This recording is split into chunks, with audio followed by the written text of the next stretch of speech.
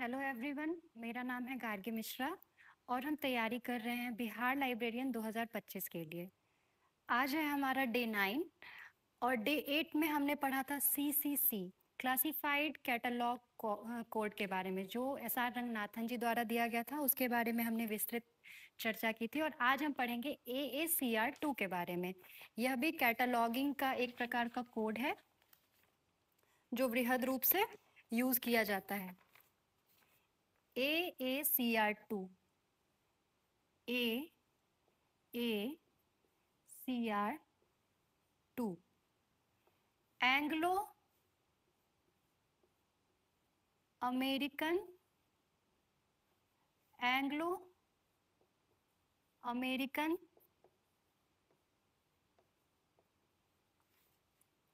Cataloguing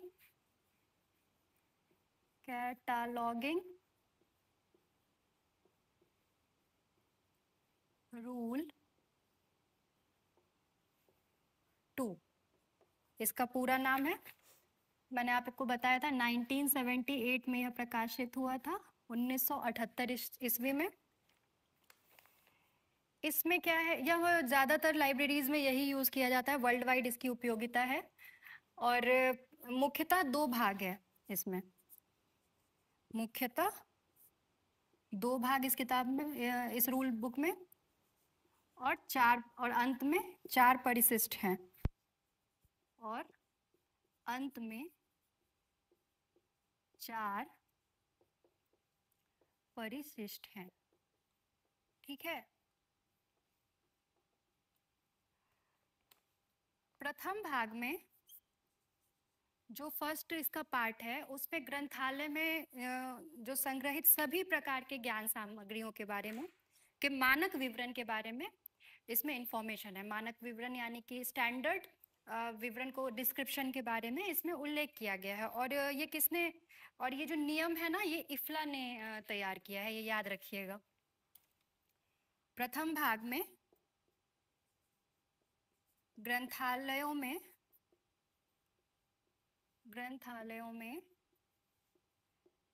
संग्रहित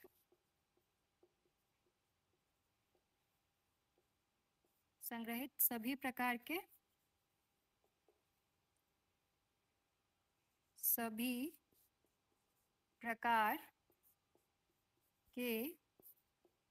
ज्ञान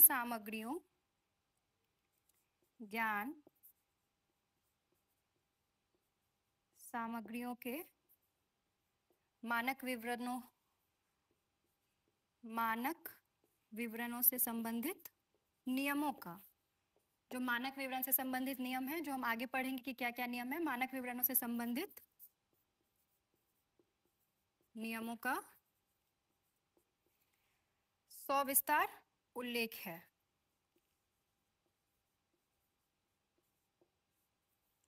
सविस्तार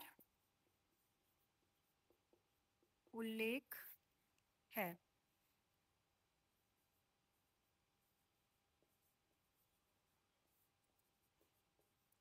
ठीक है। और ये किसके द्वारा तैयार किया गया है? स्टैंडर्ड बिब्लियोग्राफिक डिस्क्रिप्शन, ये तैयार किया गया है इफ्ला के द्वारा।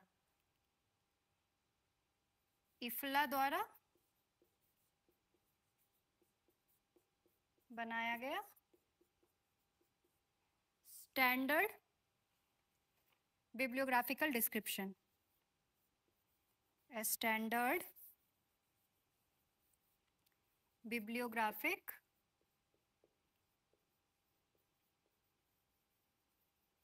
डिस्क्रिप्शन। ठीक है, यह एक मानक है, पूरा वर्ल्ड वाइड ये यूज होता है, इफ्ला द्वारा बनाया हुआ स्टैंडर्ड बिब्लियोग्राफिक डेफिनेशन। स्क्रीनशॉट्स ले लीजिए इसका। AACR2 जो है वो मुख्यतः दो भाग में है और अंत में चार परिशिष्ट में है बटा हुआ। प्रथम भाग में ग्रंथालय में संग्रहित जितने भी प्रकार के ज्ञान सामग्री हैं, उसके मानक विवरण से संबंधित नियमों का विस्तार उल्लेख है कि क्या, किस नियम से उसको कैटलॉग किया जाए। और ये नियम स्टैंडर्ड बिब्लियोग्राफिक डिस्क्रिप्शन किसके द्वारा बनाया गया है? तो इफ्ला के द्वारा बनाया गया है। इफ्ला के द्वारा बनाया गया है, याद रखिएगा। और इन विवरणों का एंट्रीज में उल्लेख करने से, ये जो विवरण बनाए गए हैं उसको जब हम एंट्री से उल्लेख करते हैं तो क्या होता है, ग्रंथ का आइडेंटिफिकेशन होता है कि वो ग्रंथ कहाँ है, क्या है। ठीक है, क्या होता है कि कौन से ग्रंथ का है, वो आइडेंटिफाई होता है जब हम उन मानक नियमों को एंट्रीज में हम डालते हैं। कोई कंफ्यूजन नहीं होना चाहिए।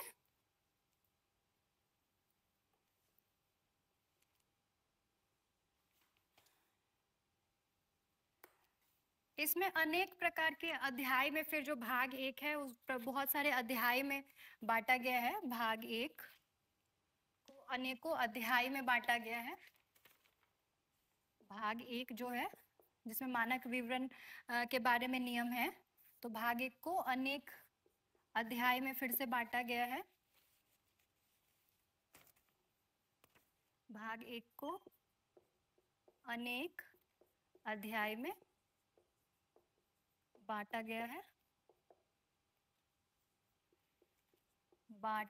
है, जिसमें से पहला है विवरणों के सामान्य नियम। उसके अलावा और भी हैं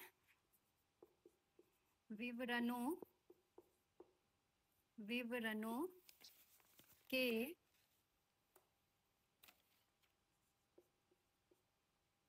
सामान्य नियम। ठीक है, और विवरणों के सामान्य नियम में उन नियमावलियों को शामिल किया गया है जो सभी प्रकार के प्रलेखों पर प्रयुक्त होती है, चाहे वो एक ऑथर वाली किताब हो, 2 ऑथर वाली किताब हो, या कॉर्पोरेट वाली बुक हो, गवर्नमेंट की किताब हो, किसी भी डिपार्टमेंट से रिलेटेड। यानी कि प्रायः हर प्रकार के प्रलेखों में उसका उपयोग होता है। भाग 1 में ऐसे सभी विवरणों के सामान्य नियम को रखा गया है। हम आगे चलते हैं, विवरणात्मक व्यवस्था।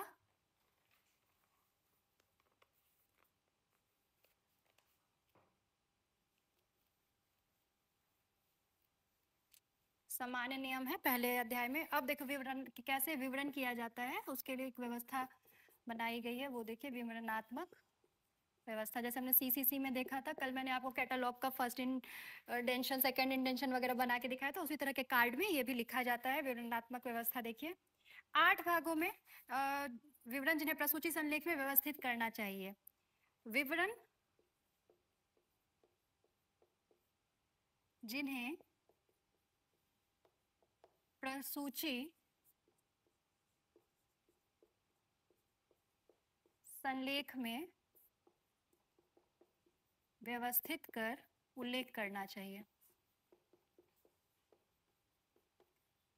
बताया था ना, फिजिकल डिस्क्रिप्शन, टाइटल, लेखक, और बुक का कितना पेज है, बुक का लंबाई चौड़ाई क्या है, ये सब जितने भी फिजिकल डिस्क्रिप्शन थे व्यवस्थित कर उल्लेख किया जाना चाहिए।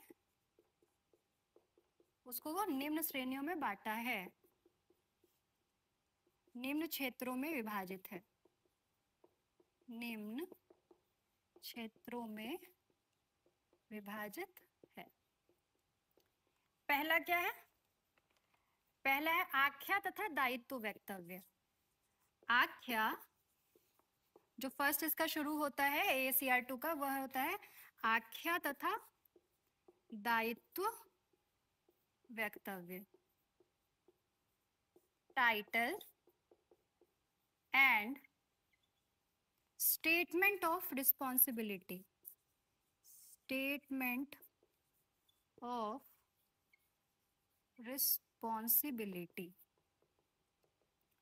ठीक है, आख्या तथा दायित्व वक्तव्य। सेकंड है संस्करण, लिखते जाइएगा साथ में ही, संस्करण जिसे हम कहते हैं एडिशन। जो डिस्क्रिप्शन होती है ना किसी किताब की, जो हम फर्स्ट और सेकंड पेज से लेते हैं, मैंने कल आपको दिखाया था कि कवर पेज से लेते हैं, उसके बाद वाले पेज से लेते हैं डिस्क्रिप्शन, उन्हें ही 8 भागों में विभक्त किया गया है कि हम कैसे कैसे उसको लिख सकते हैं। तो पहला आख्या तथा वक्तव्य यानी टाइटल स्टेटमेंट ऑफ रिस्पॉन्सिबिलिटी, कल मैंने बताया था इस तरह का कैटलॉग कार्ड होता है कुछ, इसी में ये सारी चीजें हम लिखते हैं, किसी भी बुक के बारे में इंफॉर्मेशन। संस्करण, एडिशन, सामग्री, ठीक है, जिसको कहते हैं मटेरियल, और टाइप ऑफ पब्लिकेशन, और टाइप ऑफ पब्लिकेशन। फोर्थ है प्रकाशन वितरण आदि। प्रकाशन वितरण आदि, जिसके अंतर्गत जिसे हम कहते हैं पब्लिकेशन डिस्ट्रीब्यूशन। पब्लिकेशन डिस्ट्रीब्यूशन, फटाफट से ये लिख लीजिए, पब्लिकेशन डिस्ट्रीब्यूशन। Publication distribution.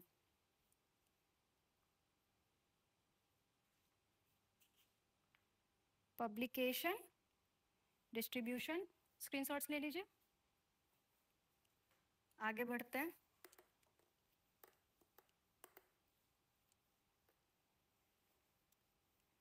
चौथे तक में था पब्लिकेशन डिस्ट्रीब्यूशन। नेक्स्ट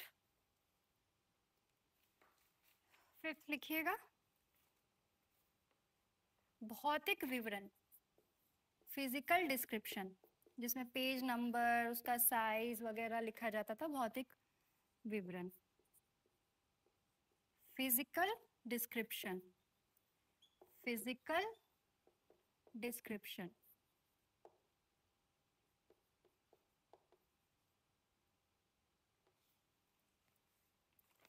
कल किसी एक बच्चे ने मुझे कमेंट में पूछा था कि सैलरी कितनी होगी। अबाउट एक अंदाजन 45,000 के अप्रॉक्स होनी चाहिए, लेकिन एक बार ऑफिशियल नोटिफिकेशन आ जाता है, पे ग्रेड वगैरह क्या है, तब उसको कैलकुलेट करना थोड़ा आसान रहेगा। ऐसे आप मान के चलिए कि जो अभी बीपीएससी टीचर की वैकेंसी आई थी उसमें जितनी सैलरी है लगभग लगभग वही रहेगा सैलरी का स्ट्रक्चर इसका भी, लेकिन नोटिफिकेशन आने के बाद हमें और अच्छे से पता चलेगा। भौतिक विवरण। सिक्स्थ है माला, अर्थात कि सीरीज, कि कौन सी सीरीज है। सॉरी। अधिसूचना, नोट, अगर कुछ भी अन्य भी बात हो, कोई नोट वगैरह दिया हो तो उसको भी हम लोग मेंशन करेंगे। और एट्थ है मानक संख्या तथा उपलब्धि का संदर्भ। उपलब्धि का संदर्भ, इसका मतलब है standard number, standard number and terms of availability, terms of availability. ठीक है, इन 8 क्षेत्रों में बांटा गया है। 8 क्षेत्रों में बांटा गया है, स्क्रीनशॉट्स ले लीजिए। 8 क्षेत्र जो हैं लिखते जाइए फटाफट से।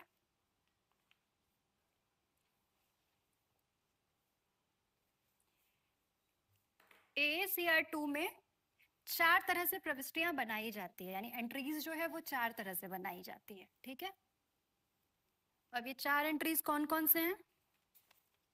4 प्रकार की एंट्रीज। हाँ, सबसे पहले AACR 2 जो है ना वो एक अनुवार्णिक सूची है, अनुवर्ण सूची है। AACR 2 एक अनुवर्ण सूची है। कल मैंने बताया था अनुवर्ण सूची क्या होती है, अल्फाबेटिकल ऑर्डर में जो अरेंज्ड हो। अल्फाबेटिकल, अल्फाबेटिकल ऑर्डर में हम उसे अरेंज करते हैं। जैसे कि टाइटल में मान लीजिए A से शुरू किया तो पहले A नाम वाले जो ऑथर हैं, फिर B नाम वाले, इस तरह से अल्फाबेटिकल। ठीक है, अल्फाबेटिकल सूची कैटलॉग है। ठीक है, और इसमें इसका जो है टाइप ऑफ एंट्रीज वो 4 प्रकार का होता है। लिखिएगा टाइप्स ऑफ एंट्रीज, प्रविष्टि के प्रकार 4 हैं। मुख्य प्रविष्टि, जिसे हम कहते मुख्य प्रविष्टि,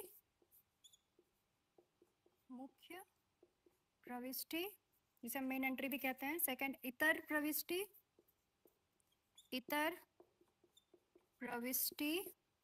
थर्ड है संदर्भ प्रविष्टि, और फोर्थ है वैश्लेषिक वैश्लेषिक प्रविष्टि।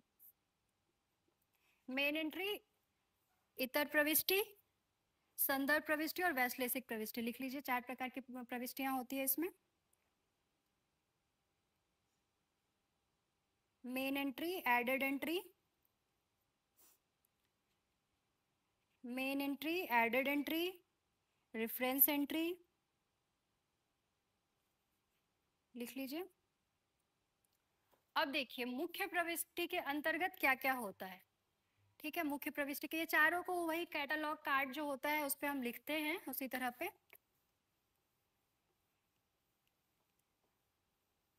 अब जो मेन एंट्री होता है उसका पार्ट क्या क्या होता है लिख लीजिएगा। मुख्य प्रविष्टि के भाग, मुख्य प्रविष्टि। ठीक है, मुख्य प्रविष्टि 8 अनुच्छेद होते हैं इसमें। ठीक है, 8 अनुच्छेद। इसमें से फर्स्ट है अग्र या शीर्षक, हेडिंग जिसे बोलते हैं, अग्र या शीर्षक जिसे हम कहते हैं हेडिंग। वही बात है कि जो मेन पाठकों द्वारा ज्यादा ढूंढा जाता है उसे यूज करना चाहिए शीर्षक में। ठीक है, फर्स्ट चीज तो ये होती है। और AACR 2 में ना ज्यादातर लेखक, सहकारक संस्था और आख्या, इन 3 चीजों को टाइटल के लिए यूज किया जाता है। जैसे कि हम लोग जब CCC बना रहे थे ना तो उसमें हम वर्गांक को यूज कर रहे थे शीर्षक बनाने के लिए, लेकिन मुख्य प्रविष्टि में ये AACR 2 में हम यूज करते हैं ऑथर यानी कि लेखक। एक बात और याद रखिएगा, जैसे लेखक का नाम जो इसमें यूज होता है ना तो पहले सरनेम लिखा जाता है और उसके बाद ऑथर का नाम लिखा जाता है। ठीक है, ये हमेशा याद रखिएगा। मान लीजिए कि कोई भी बुक है, मान लीजिए कोई भी किताब है, मान लीजिए माधवन मिश्रा के नाम से कोई किताब है। ठीक है, किसी माधवन मिश्रा नाम के XYZ आदमी ने कोई किताब लिखी, तो ये हमेशा ना पहले Mishra and after then Madhavan. ठीक है, माधवन लिखा जाएगा, ये चीज याद रखिएगा AACR 2 में। तो पहले ऑथर, या तो आप ऑथर से बना सकते हो, ऑथर नहीं है तो कॉर्पोरेट बॉडी से, कॉर्पोरेट बॉडी से बना सकते हैं। हाँ, सहकारक संस्था बोलते हैं कॉर्पोरेट बॉडी को, सहकारक संस्था लिख लीजिए, या फिर आख्या, सहकारक संस्था या फिर आख्या। आख्या यानी कि टाइटल। एग्जाम्पल के लिए मैं आपको जैसे कोई किताब बता रही हूँ, जैसे कि ये कोई किताब है ड्यूई डेसिमल क्लासिफिकेशन, इसका हमें AACR 2 करना है मान लीजिए। ठीक है, तो इसके लेखक है JN गौतम और निरंजन सिंह। ठीक, तो इसमें ना हम 2-3 तरह से बना सकते हैं, या तो हम ऑथर से बना सकते हैं, तो हम क्या करेंगे JN गौतम और निरंजन सिंह के नाम से, कि गौतम JN ऐसे करके बना लेंगे। फिर उसके बाद सहकारक संस्था, तो इसमें जब ऑथर है तो सहकारक संस्था की कोई आवश्यकता नहीं, या फिर आख्या ड्यूई डेसिमल वर्गीकरण, या फिर इसके ड्यूई डेसिमल वर्गीकरण से हम एक वो कैटलॉग बना लेंगे। अब क्या है ना कि अगर आपने मान लीजिए ऑथर के नाम से, अभी हमने एडेड एंट्री की बात की, तो मान लीजिए कि हमने ना इस किताब को इसके ऑथर के नाम से बनाया, फर्स्ट ऑथर के नाम से JN गौतम है तो गौतम JN करके। ठीक है, तो इसकी जो एडेड एंट्री बनेगी ना, वो इसके जो सेकंड लेखक है उसमें उनको मेन नाम दिया जाएगा सिंह निरंजन। ठीक है, या फिर हमने अब इसके ऑथर्स के नाम से तो बना लिया है, अब इसका हम आख्या के नाम से एडेड एंट्री बनाएंगे, तो ड्यूई डेसिमल वर्गीकरण वो नाम हम देंगे। तो इस तरीके से एडेड एंट्री भी आप समझ गए होंगे कि जब हम एक को यूज कर लेते हैं तो हर तरह से पाठक खोज कर सकते हैं ना, तो उसकी एडेड एंट्री बनती जाती है साथ में। ठीक है, तो अग्र शीर्षक आप लोग समझ गए होंगे, और ये हमेशा अल्फाबेटिकल ऑर्डर में अरेंज करते हैं, जैसे कि M के बाद N, N के बाद, अगर मान लीजिए कि किसी ने ऑथर के नाम से ही सारा का सारा बनाया है तो पहले M वाले आएंगे, फिर N वाले, फिर O वाले, इस तरह से जैसे अल्फाबेटिकली डिक्शनरी में कोई चीज संयोजित होता है, वैसे ही एक ऐसे बॉक्सेस होती है ड्रॉर टाइप की, उसमें रॉड लगे होते हैं। और मैंने बताया था ना, ये आपने देखा होगा, कल मैंने बताया था कि ये जो होता है यहाँ पे एक छेद होता है। ठीक है, तो इसी मान लीजिए इसी में ये पूरा का पूरा कार्ड को लटकाया जाता है और अल्फाबेटिकली ऑर्डर में अरेंज किया जाता है। ठीक है। और यह जो है इससे क्या हेल्प मिलती है कि कौन से रैक पे पुस्तक रखी हुई है तुरंत हम ढूंढ सकते हैं कैटलॉगिंग के थ्रू। तो अग्र शीर्षक हो गया फर्स्ट, स्क्रीनशॉट्स अगर लेना है तो ले लीजिए। चलिए सेकंड की तरफ चलते हैं, सेकंड की तरफ चलेंगे। सेकंड जो हमारा होता है प्रविष्टि का मुख्य भाग, प्रविष्टि का मुख्य भाग, प्रविष्टि का मुख्य भाग, प्रविष्टि का मुख्य भाग, main body of the entry, body of the entry, body entry आप समझ रहे हैं ना। हम जो इस कार्ड पे जो भी डेटा इंफॉर्मेशन एंटर कर रहे हैं वही एंट्री कहला रही है, ठीक है। इसमें हम जो भी डेटा डाल रहे हैं, मान लीजिए मिश्रा माधवन है, अगर ये कोई कैटलॉग कार्ड है, फर्स्ट इंडेंशन से शुरू करना है हमें, ठीक है। तो अगर हम MISHRAMADH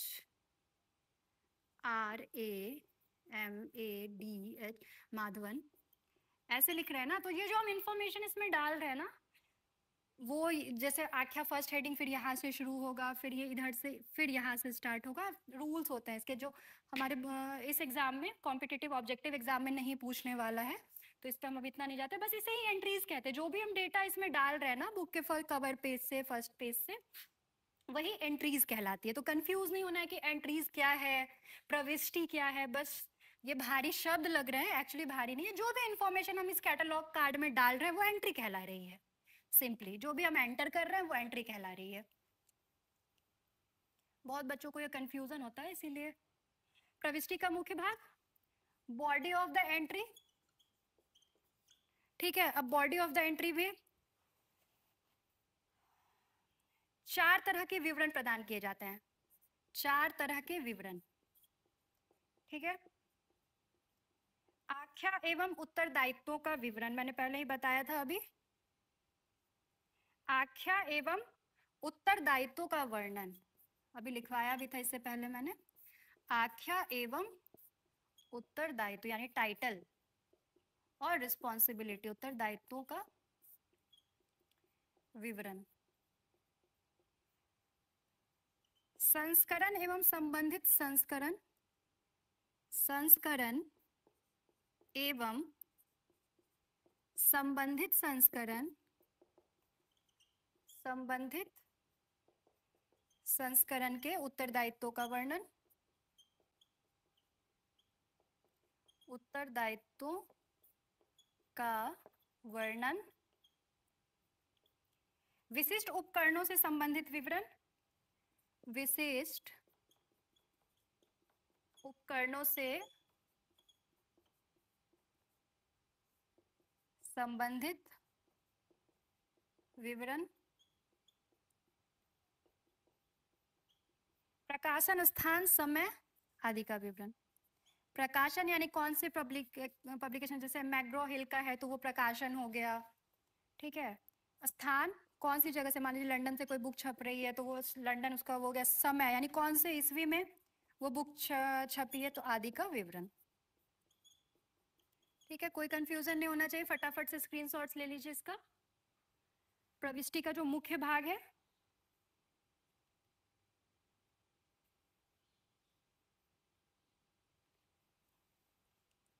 आगे बढ़ते हैं तीसरे की तरफ।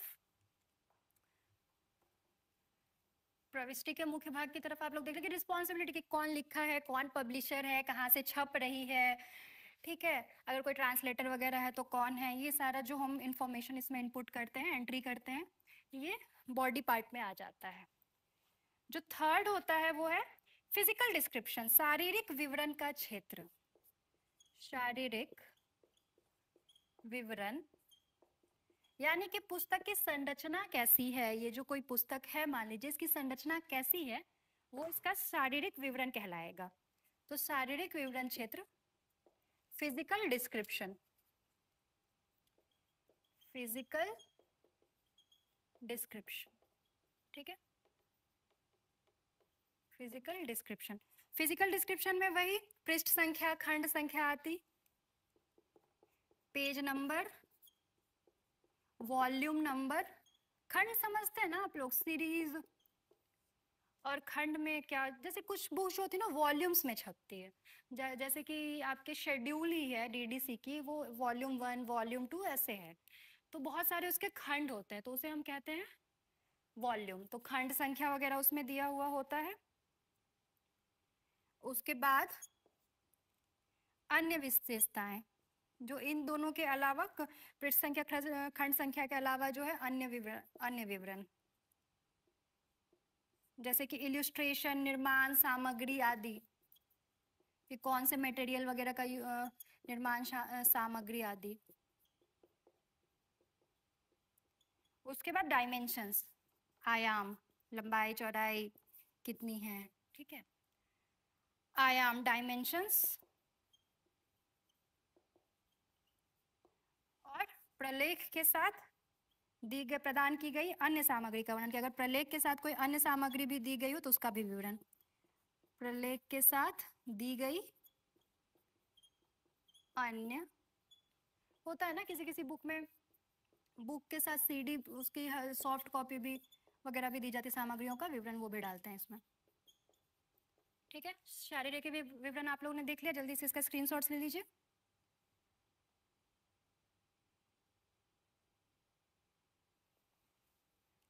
और जो फोर्थ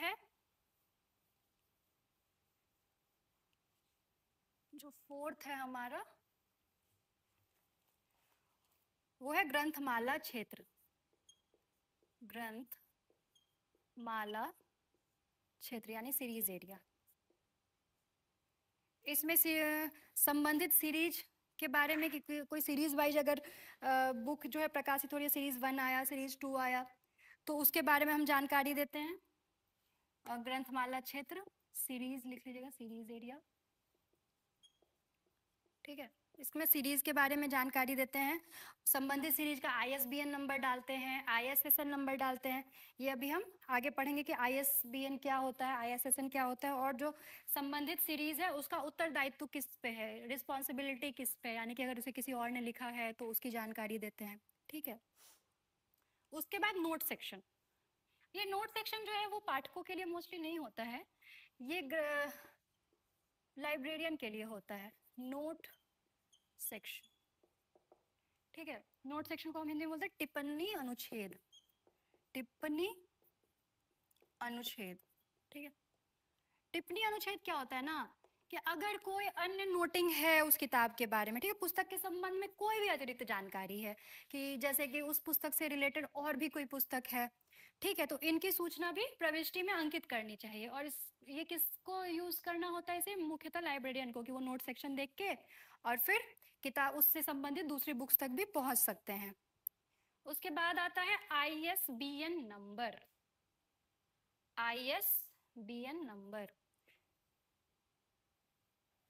आईएसबीएन नंबर हम डालते हैं। आईएसबीएन नंबर जो होता है हर किताब का एक यूनिक नंबर होता है। ठीक है,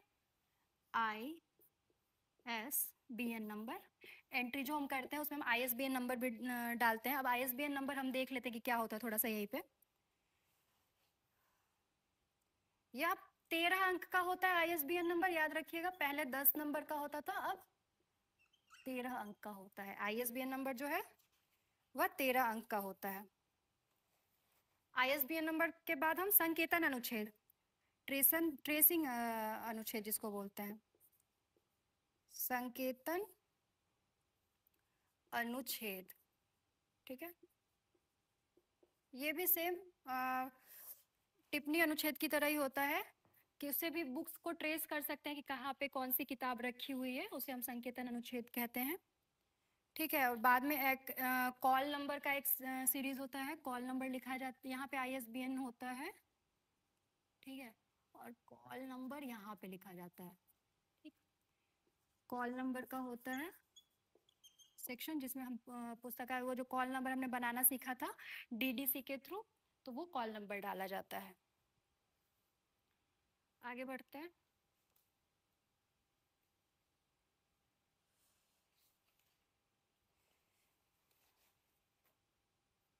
देखिए,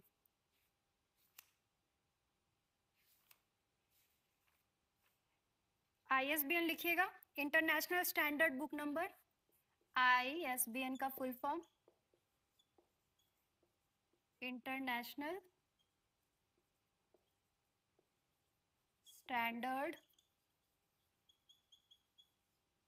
बुक नंबर। इसका कोई हिंदी नहीं होता है तो प्लीज कोई ये मत पूछिएगा कि इसका हिंदी क्या होगा। ठीक है, ISBN प्रत्येक पुस्तक को प्रदान की जाने वाली एक विशिष्ट संख्या है। जैसे कि आप मान लीजिए कि आपका नाम कुछ भी है, मान लीजिए आपका नाम रमेश है और आपका रोल नंबर क्लास में 60 है, ठीक है, 60 है, तो एक तरह नाम तो आपका हो गया, लेकिन क्या हुआ, 60 जो है आपको एक ISBN एक तरह से प्रदान कर दिया गया। तो उसी तरह से हर बुक को ना एक यूनिक नंबर प्रदान किया जाता है जिसे हम ISBN नंबर कहते हैं। ठीक है, द स्टैंडर्ड बुक नंबरिंग का विकास, द स्टैंडर्ड बुक नंबरिंग, थोड़ा सा इसके बारे में जान लेते हैं कि विकास कैसे हुआ। नंबरिंग का विकास सर्वप्रथम गॉर्डन फॉस्टर ने किया था। नाम याद रखिएगा, गॉर्डन फॉस्टर। ठीक है, और शुरुआत में ये कितने डिजिट का था, 9 डिजिट का। 1967 में डेविड डेविड विटेकर, ब्रिटेन के हैं, डेविड विटेकर, जिसको ISBN का फादर भी कहा जाता है, ISBN के पिता भी इनको बोला जाता है। ISBN के पिता की संख्या द्वारा इनको पहचान, इन्होंने इसे क्या किया, ISBN नंबर को डेविड विटेकर ने पहचान दिलाया। ठीक है, ISBN के जो पिता हैं डेविड विटेकर, ब्रिटेन के, इन्होंने इसे पहचान दिलाई। 1971 में ISO, international organization for standardization, ISO number आप देखते होंगे हर चीज पे, एक स्टैंडर्ड, एक मानक निर्धारित किया जाता है हर वस्तु का, उसे ISO द्वारा किया जाता है। ठीक है, international organization for standardization ISO द्वारा 10 अंक का ISBN नंबर विकसित किया गया। ठीक है, ISBN विकसित किया गया, जिससे 2007 में इसे कितना 13 डिजिट का कर दिया गया। ये भी लिख ही देती हूँ, एक साथ आ जाएगा। 2007 में ISBN 13 नंबर का हो गया, 13 नंबर का हो गया। ISBN को 5 भागों में विभक्त किया जाता है, एक बार स्क्रीनशॉट ले लीजिए, फिर मैं बताती हूँ। ISBN को 5 भागों में विभक्त किया जाता है। ISBN को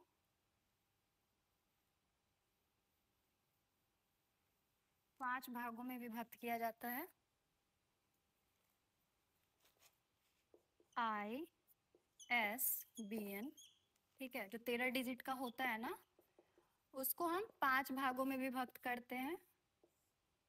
ठीक है, 5 पार्ट्स में विभक्त किया जाता है, जिसका पहला भाग EN, European article number. First भाग जो होता है वो EN, यूरोपियन आर्टिकल नंबर। दूसरा भाग राष्ट्र आदि समूह, राष्ट्र आदि समूह। तीसरा भाग प्रकाशक। चौथा भाग शीर्षक। और पांचवा भाग जो होता है वो होता है पहचान संख्या। ठीक है, इस तरह से 5 भाग में डिवाइड कर दिया गया ISBN नंबर को। लिख लीजिएगा पांचों, EN, यूरोपियन आर्टिकल नंबर, राष्ट्र आदि समूह, प्रकाशक, शीर्षक और पहचान संख्या। ठीक है, थोड़ा सा ISSN देख लेते हैं।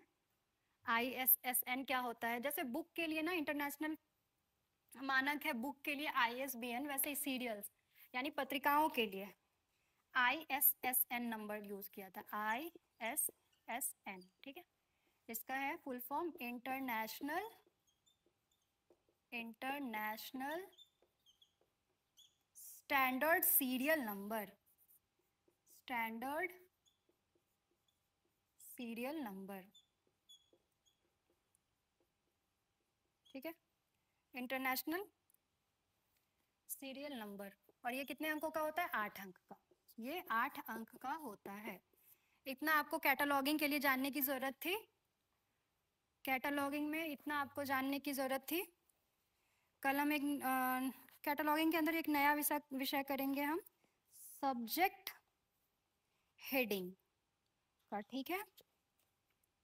इसका आप स्क्रीनशॉट्स ले लीजिए। कल हम मेथड्स ऑफ सब्जेक्ट हेडिंग पढ़ेंगे। आज इतना ही रखने देते हैं, अभी मैं वो शुरू करूंगी तो बहुत लंबा क्लास खिंच जाएगा। मेथड्स ऑफ सब्जेक्ट हेडिंग कल किया जाएगा। ISSN वगैरह आपने पढ़ लिया, ISBN पढ़ लिया। आशा करती हूँ कि आज की कक्षा आपको समझ में आई होगी। कोई भी अगर क्वेश्चन हो तो उसे कमेंट में डालिएगा, मैं अगले नेक्स्ट टाइम उसे आंसर करने की कोशिश करूंगी। धन्यवाद।